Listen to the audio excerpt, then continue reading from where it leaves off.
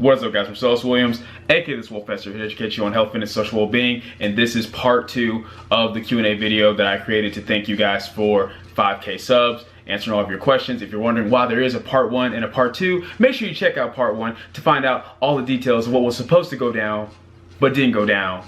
So now this is going down. But yeah, this is the intro for part 2 because otherwise there wouldn't have been an intro. But anyway, none of that matters. Enjoy the video. How long would you recommend lean bulking for after a physique show? And you only plan on doing 1 show a year. So to me, how long you lean bulk is pretty much gonna be dependent upon you. I'm a big believer in you should spend as much time in a surplus as possible. You don't have to do a crazy dirty bulk or put on a bunch of unnecessary weight, but I believe the majority of a lifter's time should be spent building. Like, yeah, you can, like, it's cool we cut down, everyone likes to look lean or shredded for a show or whatever, but once again, that's not maintainable. Leanness is maintainable, but being shredded, you know, all year round isn't maintainable, and you're only gonna look better with each show if you spend more time building mass and putting on some size. So I would just do it based off your shows. Like after you do a show, you probably have an idea of how long it takes you down to cut to your competition weight. So I would just gauge it based off that. Like if you know it's gonna take, hey, it takes me like about 12 weeks to get where I need to be for competition, then I would lean bulk all the way up until you're at that 12-week point and then start cutting from there. So how long you lean bulk kind of just depends on you and your goals, but I say do it for as long as you can. Like you need to do a little mini cut here and there because you think you put on a bit too much fat or you have a show coming up, then just do it based off when that show is, like, and based off your own body as far as that. Like that's not a question, like I can't just say, oh, lean bulk for 6 months and that applies to everybody. It's just gonna depend on you. Next question, when you're at a meet, how do you keep yourself mentally focused on your goals you have for the meet? Do the other competitors attempt no, do the other competitors' attempts in front of you hinder or enhance your next lift? So that's actually a really good question, and it's a pretty common one for people when they first start powerlifting. The way I like to go about it is you should always go into every meet having a plan. Your first goal, as I mentioned in previous video, should be to beat your previous total. So whatever your total was, your first goal should be to beat that. Your second goal should be to try to PR, and then your third goal should of course be to try to place, you know, first, second, third, whatever.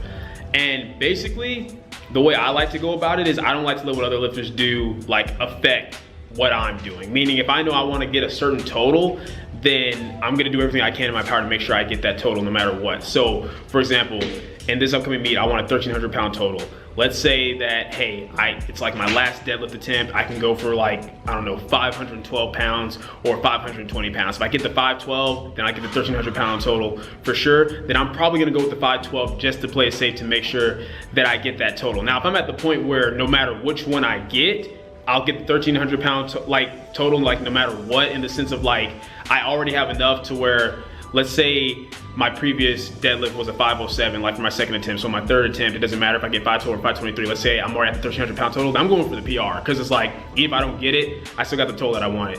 So it doesn't matter. Like the only way that I will change what I'm doing would be like, okay, I've already got the total that I wanted, and you know, I have 2 choices on the lift. If I go for the heavier one, then I can beat this person, then I'll do that, because I've already accomplished my first goal, right? So I might as well try to get a PR and, you know, try to get first place. So that's how I go about it, but don't let what other competitors do change your plans for yourself. All right, next question, what is your favorite body part to train? I train full body, everything.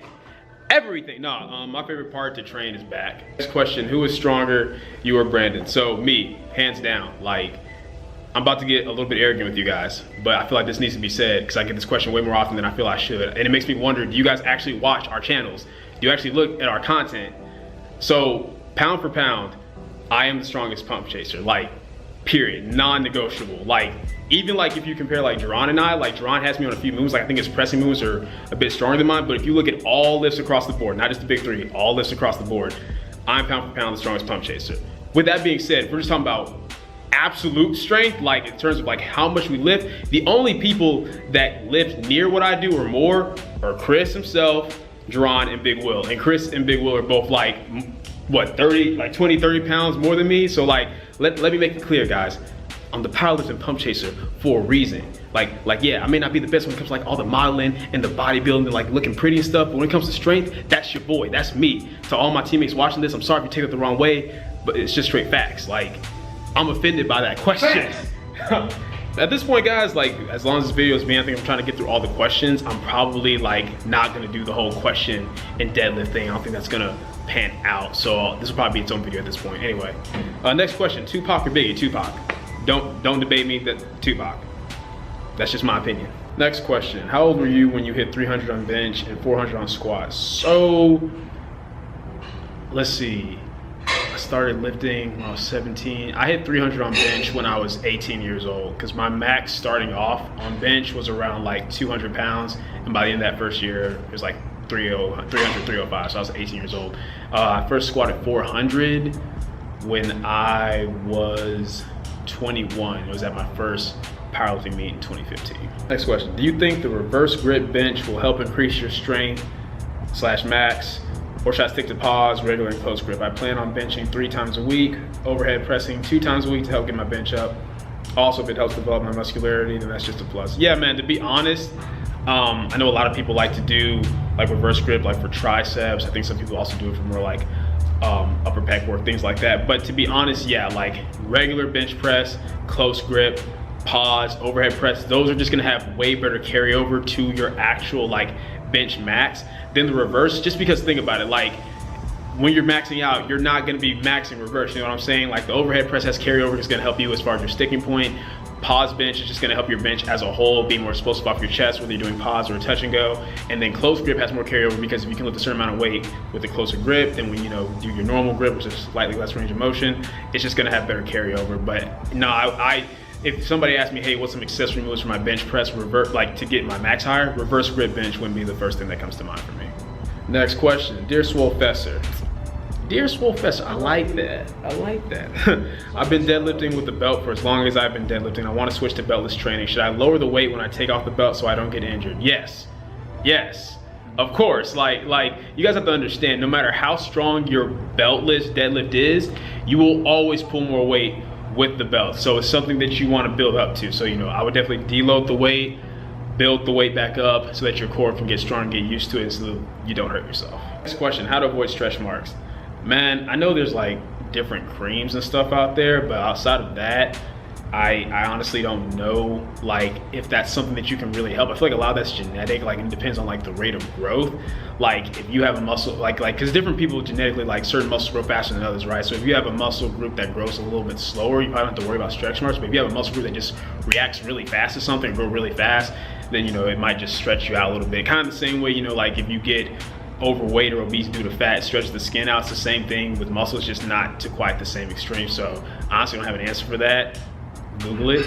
Next question: When are we gonna get a collab with AlphaDestiny? Whenever AlphaDestiny reaches out and decides that he wants to collab. Like I said, guys, I don't even know if AlphaDestiny knows I exist. You guys have to understand something. If you want 2 YouTubers to collab together, like going to the bigger YouTuber is probably gonna be smarter than going to the smaller one, because it's like, you know, I can't just reach out like, hey bro, collab with me, you know what I'm saying? I mean, I could, but I doubt he'll care to respond to that. But I mean, if you guys really want that to happen, I'm down to make it happen, but you just gotta let him know as well. The next question: How can you burst through a plateau? So it depends on why you're plateauing. There's a lot of different ways you can get through it based off of why you're specifically hitting a plateau. So once again, I'm gonna leave a link to my video over that in the description down below. Just check that out. Next question: Is it possible to be lean all year round? So I actually plan on doing a video over this in this upcoming week, a more in-depth video, but a brief, quick answer: yes. Now mind you, I said lean as a natural. Yes, you can be lean all year round. Not shredded, not talking about walking around 8% or lower body fat year round, but yes, you can be lean year round. And the brief, quick answer to how you do it is like you just build a certain amount of muscle mass to where when you're at your maintenance level calories, not a deficit, but your maintenance level calories, your muscles are still looking good. They can still, you know, you can see everything pretty clearly, and you're pretty much like, you know, you just maintain that by eating at maintenance level calories. That's pretty much the short answer, but I'll do a more in-depth video this upcoming week. All right, next question: Why are you less likely to hit a plateau while training concurrent? I understand there are intensity days and volume days, but I don't understand how this translates to a reduced chance of hitting a plateau. So basically, there's a few reasons. The first one is, once again, overuse injuries. If you're going really heavy on a certain movement all the time, you're more than likely going to get injured. So by having intensity days and volume days, you're not having such a huge load on your bones and your joints all the time, right? The second thing is going to simply be the fact that you have to understand that even though, yes, like hypertrophy and strength go hand in hand, that obviously more volume work is gonna be more focused on hypertrophy, and the, you know, higher intensity work is gonna be more focused on strength. So with higher rep work and more volume work, you're really taxing like your metabolic system. That causes a lot of metabolic fatigue. Whereas with intensity work, it's gonna be more so you're affecting your nervous system and just your overall, like, you know, central nervous system, peripheral nervous system recovery. So by doing both, having one day where you do one, the one day where you do the other, basically you're not overtaxing either system too much. So you're far less likely to get fatigued. Plus, by working in various rep ranges, because, you know, with intensity, obviously lower rep ranges, heavy weight, and with your volume days, lighter weight, more rep ranges, you don't become untrained in either. And there's carryover between rep ranges. That's the thing, all this research shows us that you get benefits from training in one rep range, and then those benefits carry over to the other. So by training in both of them, you're just less likely to hit a stall because you're not gonna burn yourself out essentially. If you're doing the same type of training with your body over and over and over, it eventually becomes hard to recover from. Like, yeah, maybe at first when you're just doing your heavy triples, it's easy, but as the weight gets heavier and heavier, like just imagine that, guys. Like, you guys have seen my intensity days. Imagine coming in, me having to squat like 405 pounds for triples 3 times out the week. My body would not be able to handle that. At the same time, if I had to come in and do, say, 350 for sets of 10 3 times out the week, that would be very fatiguing on my body as well, just for different reasons. So that's basically what it comes down to, understanding how different rep ranges and different amounts of weights can affect the different systems of your body, and how by you training in all of them, you're not gonna put too much emphasis on one over the other and tax yourself out. Next question, do you ever think about going up in weight classes? Not particularly. For the sake of keeping my Wilks score as high as possible, I like just being in the weight class that I'm at. Plus, also not just for the Wilks, but for just actually winning my weight class. That's the thing, guys, your Wilks is based off how much weight you're lifting compared to your body weight, but winning your weight class is just based off your total. Like, even if you weigh less than somebody, if they lifted 10 more pounds than you, they beat you for your weight class. So if I went up a weight class, that means I'll be going up against people who weigh anywhere from like 164 to like 183, you know what I'm saying? Like, I'll be in Russell's weight class. I'm not trying to compete against that boy, so no, I'm gonna definitely stay in my weight class. What I may start doing though is gradually trying to gain more weight to where maybe instead of walking around my weight class like 163, I walk around closer to 170, but then just water cut back down to my weight class, because that's what most powerlifters do anyway. Next question, what are good natty strength stats? So, of course, everybody always says, and of course, I think it's also funny that people, when they talk about this, they only think about guys, they only think about the standard for girls, but most people who talk about this will say things like, you know, you want a 2-plate bench, 3-plate deadlift, and no, tripping. 3-plate squat and a 4-plate deadlift. And I think those are really good standards when it comes to, like, you know, just building a good base of strength. Like, if you can do that, if you have a 2-plate bench, a 3-plate squat and a 4-plate deadlift, like, you're pretty strong, like, especially compared to the average person. So you don't have to worry about that. You're good there, go ahead. So yeah, you're good with that.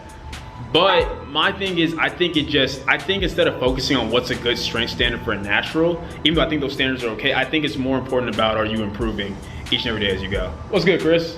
Hey, Chris. Yeah, so that's what I prefer to put the focus on. What's up, Chris? Come say hi to people real quick, man. Just doing a Q&A real quick. What's up? Let's go. Ooh. Yeah, look at it. Oh, be jealous. Gotta be jealous, man. There it is. Look at Swole. Hey, this is actually, I think, the first Q&A I've done where there hasn't been a question about you. Oh, that's what's up, man. Yeah. That's good. They finally recognizing your boy. That's a good look at me. He's his own damn man. I am. I do my own thing. Ooh, look at that. You should have catch us in Ohio. We're gonna be out there getting lit, man. Yeah. Next question. I would like to start a channel even though I'm nervous about it. My question is, if I started a channel, would you be willing to subscribe to my channel? Your advice and tips have been extremely helpful. Thanks for your time. So here's the thing, dude.